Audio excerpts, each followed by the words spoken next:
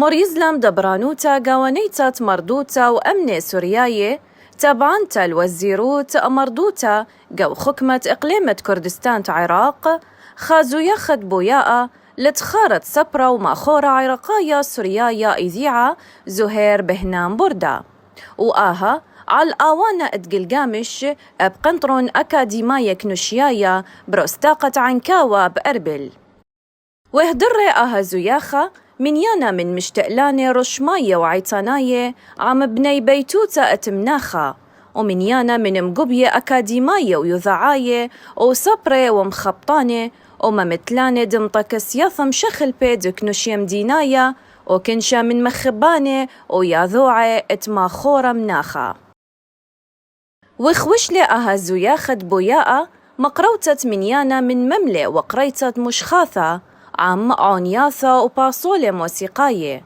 وآب سهدوياثة بدما خورة مناخة زهير بردا عم قلختت خافي المشطارايا بدمي زلتي صبريتا. سيادة المطران مار نثنائيل نزار عجم أسقف أبرشية حدياب للسريان الكاثوليك، والسيد آنو جوهر وزير النقل والاتصالات، القنصل الفلسطيني نظمي حزوري، والجميع من السادة المسؤولين والحضور الكرام. يجمعنا اليوم شاعرنا السرياني الكبير زهير بردة، لا لننتحب ونحزن ولا لننشج ونتحسر، لا وقوفاً على أطلال الشجن والفقدان، بل على مشارف الزهو والافتخار والاعتزاز. وبشوراية زياخة مقرولة كالدو رمزي أغنى أم دبرانة قواناية مردوتا وأمني سورياية خامملة أتمقابلتا بشينا بشمة داهم دبرانوتا قوانيتا عميا والتت لبا بشوناية داها الصبرة وما خورة مهيرة وديلاياتي وشوبا بريشا إثوالي قو صبروتا ومردوتا عراقيتا قوانايت رش أبسقوبة حدياب سريان كاثوليكاية مار نثنائيل نزار عجم، أخوانا نحبيوة ميقرآنو عبدوكا وزير إقليمة كردستان رابي نظمي سجدت دولة فلسطين أرخن حبيوة. لا نبالغ إن قلنا إن المديرية العامة للثقافة والفنون السريانية بإقليم كردستان هي البيت الكبير الذي لطالما اتسع ليضم الفنانين والأدباء والمبدعين في شتى المجالات من أبناء شعبنا. وعندما نقول إنها بيت نعي أن الجميع أسرة واحدة، وهكذا كان زهير بردة فرداً من هذه الأسرة، أسرة المديرية العامة للثقافة والفنون السريانية. هذا فضلاً عن كونه مساهماً في تحرير مجلتنا الغراء بانيبال وجريدة مردوثة ومستشاراً لتحريرهما. نم يا أبا سدير قرير العين، فهذا البيت الذي أردت له أن يعود إلى سابق عهده وتألقه، وهذه الأسرة التي أردتها مترابطة ضامة لكل الأحبة من المبدعين سواء كانوا سريانا أم من المهتمين بالشأن والثقافة السريانية، قد بدأت عهداً جديداً وأبوابها مشرعة أمام الجميع لنحقق كل ما كنت تتمنى وتساند وتدعم لترقد روحك بالسلام. وآب مقرولة طوتانوتي مار نثنائيل نزار عجم ريش أبسقوبة حدياب تعايتة سورييتا كاثوليكيتا خامملت بوياء ومنهرتا بوتما خورة مناخة ويا ولتت لبا قبني بيتوتي ومخباني. هنيئا للأستاذ زهير لأنه عرف أن يمسك القلم، لأنه عرف كيف يجمع الحروف المتبعثرة وينتج منها ملاحم شعرية، ملاحم أبهجت القلوب، ملاحم أغنت مسيرة الفكر والأدب ليس فقط في سهل نينوى وكردستان ولكن في أنحاء العراق. مسيرة أدبية طويلة، مسيرة أيضاً إنسانية عبر فيها ومن خلال كتابته شهد لإنسانيته. الرحيل والوصول إحداها يجرح القلب والآخر بلسم يداويه. رحيل عن الأهل والأصدقاء والأدباء، رحيل بالتأكيد يجرح القلب. وصول، رحيل من هذه الأرض، ووصول إلى الأبدية يبلسم قلوبنا المجروحة. ورسالة يمكن الأستاذ زهير إلنا اليوم: لا تخافوا أن تمسكوا القلم، لا تخافوا أن تفتحوا الدفاتر وتدونون فيها أفكاركم وأشعاركم. هكذا بدأ الأستاذ زهير بشجاعة، مسك القلم ودون ما يدور في خاطره. وهكذا أيضاً يحثنا اليوم في ذكرى رحيله أن نتشجع ونمسك القلم لنصبح كلنا أدباء، ننشد، نكتب لهذه الإنسانية لكي كلنا مع بعض في نهاية الزمان نتقدم قدام خالق الأكوان وننشد مع الأستاذ زهير نشيد المجد الأبدي. ومقرولة راوانت بولس ريش خيادة صبرة والسايوم السورياية بعراق مملة خيادة قواناية تصبرة وكاتوة عراقاية عم خيادة تصبرة والسايوم السورياية كد منهر بود بسقانة أتمشمهتا دورتا أتينتت قوباية خيادة قواناية تصبرة وكاتوة عراقاية بشمة ماخورة مناخة زهير بردة.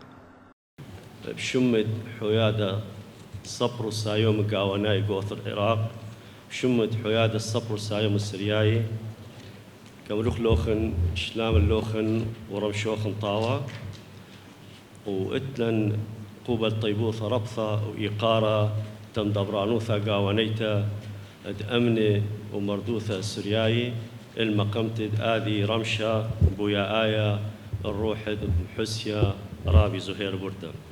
يسعدني أن أنقل لكم سلام وتحايا واعتزاز الاتحاد العام للأدباء والكتاب في العراق واتحاد الأدباء والكتاب السريان على إقامة هذه الأمسية التأبينية على الروح الراحل الشاعر العراقي السرياني الكبير رابي زهير بردة. ويسعدني أن ألقي كلمة باسم الاتحاد العام في العراق واتحاد أدباء السريان في هذه الأمسية التأبينية المهيبة، ولا بد من كلمة شكر وتقدير إلى المديرية العامة للثقافة والفنون السريانية على إقامة هذه الأمسية التأبينية المهيبة. ويسعدني أن أنقل لكم قرار الاتحاد العام للأدباء والكتاب في العراق أن يكون المؤتمر الانتخابي القادم الذي سيعقد في 10 من حزيران باسم الشاعر الكبير الراحل زهير بهنام بردة.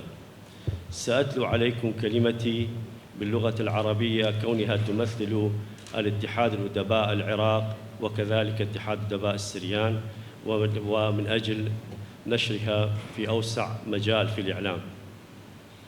لا شك إنه من شعراء الحداثة، كتب القصيدة التفعيلة والنثر وتميز بأسلوب خاص به، وظف فيها الأسطورة وميثولوجيا الرافدينية والإغريقية والرمز الديني والجسد والمرأة أصبح حقاً شاعراً مبهراً وناثراً مهماً.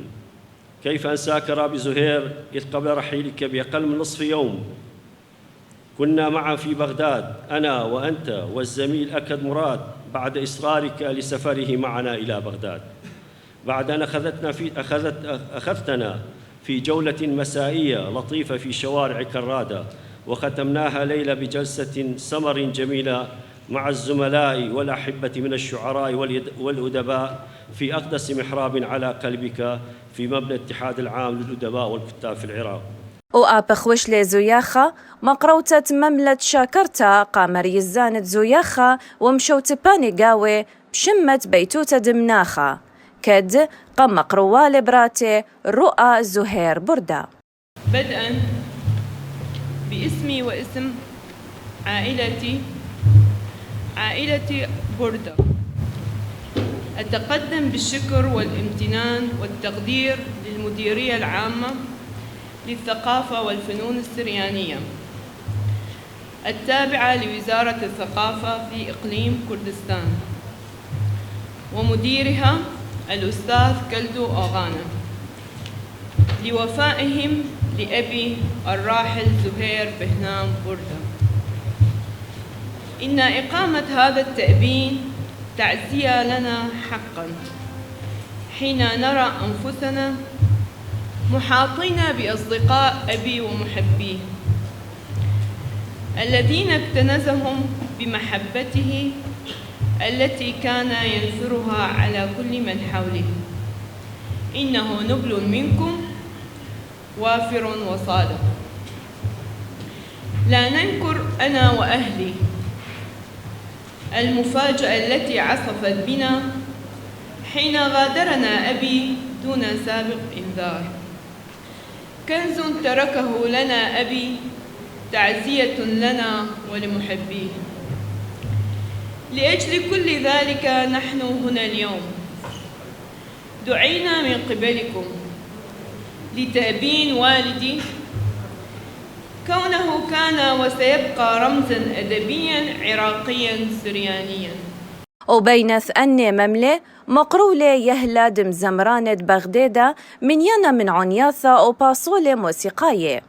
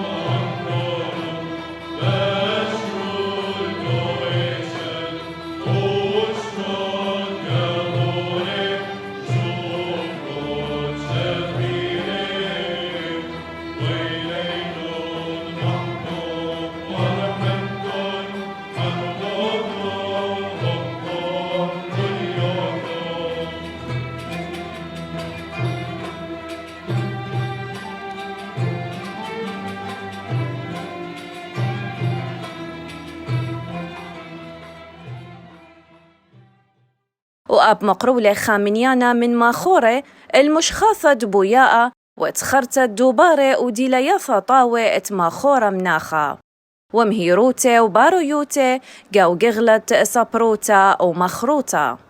الشعراء الحقيقيون لا يموتون. ثانية وثالثة وعاشرة إلى الشاعر الحي زهير بهنام بردة، وداعا لما سيظهر في الأفق.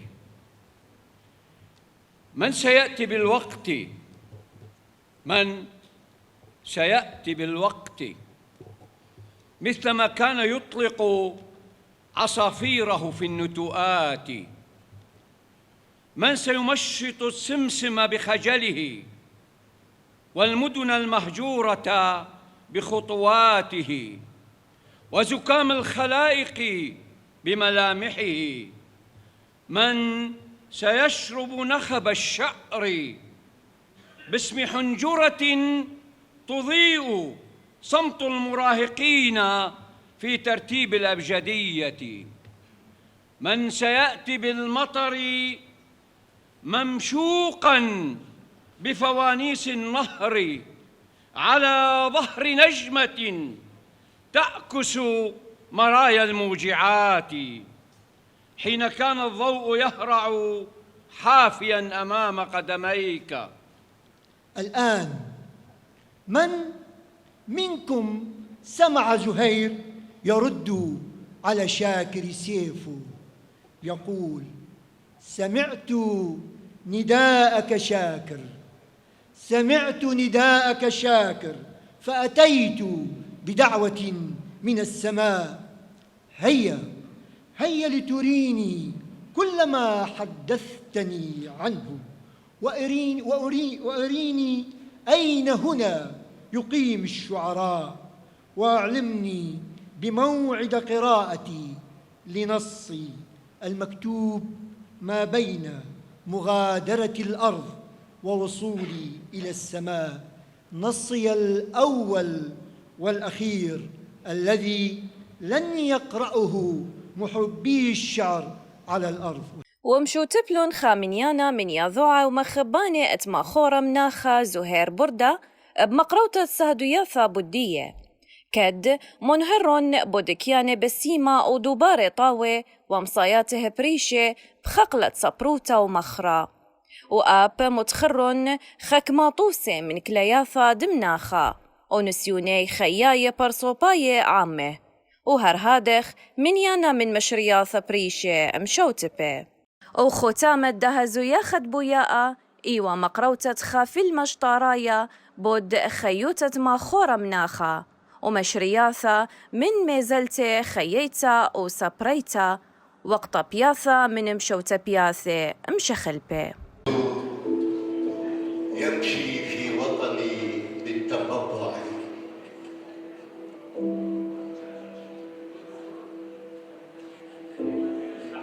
يقول هيثم: وبعد يا زهر شجرة البردة الوارفة لم تشأ أن يكون حدود عطاء نورك فيما بيننا نحن عائلتك وإخوتك وأعمامك وأبناء عمومتك، بل آثرت أن تكون نورا معلقا كقنديل في فضاء الإبداع والمعرفة بكل مضامينها، فكنت وتكون إلى الأبد زهرا شاملا وزهيرا أشملا، تشرق سيماؤك المؤتلئة بالنور البارق الوضاء لا ينير العتمات حسب.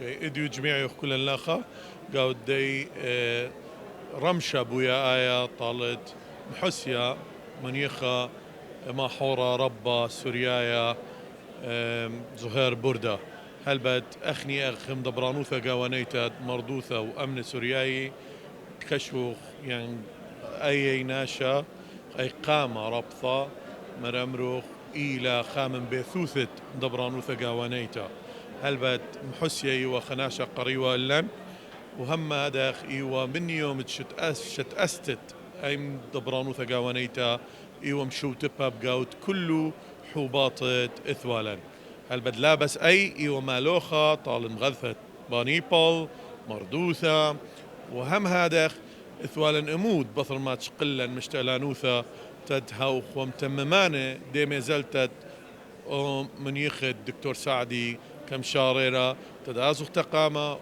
وبلخوخ وباطة بغدادة ديوم خمندي ممرانة اللي زلتة لكن بخا بصخوثة بخا شوهارة بخا شو حرابة دك تخرخ لرابي زهير لأنه رابي زهير إلي خقامة ربطة من شديدا لا بس قلة سراي بل العمومة عراق والأثرة. يشرفني أن أشارك في هذا الحفل التأبيني الذي قامته المديرية العامة للثقافة والفنون السريانية في أربيل عنكاوة. أنا كنت معلقاً للفيلم الوثائقي الذي أنتجته المديرية العامة للثقافة والفنون السريانية بشأن الراحل الشاعر الكبير زهير بهنام بردة. من هذا المكان أشكر المديرية العامة للثقافة والفنون السريانية وأقول إن الشاعر الراحل زهير بهنام بردة هو سفير الشعر والأدب في العراق والوطن العربي. باسم آل بردة نقدم شكرا جزيلا للاتحاد العام للثقافة والعراق وللمديرية العامة للثقافة السريانية في أربيل لإقامة الحفل التأبيني لرحيل الشاعر الكبير زهير بهنام بردة الذي رحل عن بعدما قدم الكثير والكثير للأدب العربي والسرياني والعراقي. الحقيقة كانت مبادرات جميلة في إقامة هذا التأبين للتخليد وإرثاء عن روح المرحوم. باسمي مرة ثانية نقدم شكرا لجميع من ساهم سواء القنوات المرئية أو السمعية لتغطية هذا الحدث الكبير. سعد بهنام بردة شقيق الراحل الكبير زهير بهنام بردة. الشعراء لا يموتون. أبي زهير بهنام بردة رحل بالجسد لكنه باقي بيننا. أحب من خلال قناتكم أشكر المديرية العامة للثقافة والفنون السريانية على إقامتهم التأبين لوالدي كجزء من وفائهم له. أشكر كل العاملين في هذه المديرية، كذلك أشكر السيد كلدو أوغانا مدير الثقافة السريانية. أشكر كل من حضر إلى حفل التأبين هذا من محبين وأصدقاء وشعراء وكتاب. باسمي وباسم عائلة بردة نقدم لهم جزيل الشكر والامتنان لتعازيهم لنا. ماخورة مناخة زهير بردة إيوة خطوصة طاوة وشبيرة يعني خنموذج ومثال رابا شبيرة قخامنيانا من سوكالة لعدد من المفاهيم والمعاني. إيوة خناشة بشيطة ومكيخة مخبانة كل ومخبة بيذ كل مادن إذن إيوة طوسة بشيطوثة ومخبتها أبكي مخب والخية وإيوة مخبانة يعني أخت أمرخ بأربايا إيوة حيوي مقبل على الحياة وإيوة نشط قبوتات خاوية له طوسة نموذج قا مخبتة خية وقا مخاطتها.